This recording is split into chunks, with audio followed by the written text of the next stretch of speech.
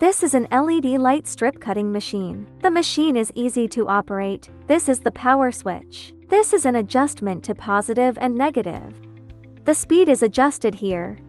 He has 3 blades. The height spacing of each blade is different. Each blade cuts approximately 30% of the thickness. The height of this blade can be adjusted. We just need to position this PCB so that the blades are just where the PCB is spliced. After the PCB comes into contact with the blade, it automatically moves forward and splits. Let's demonstrate it. Please keep your hands away from the blade.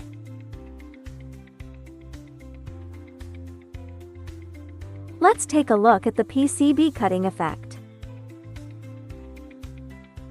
PCB cutting efficiency is particularly high.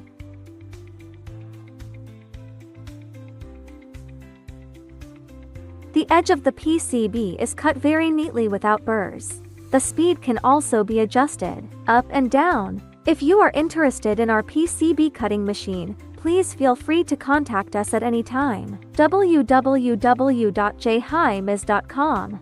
Welcome to subscribe and follow us. We will tailor solutions for you.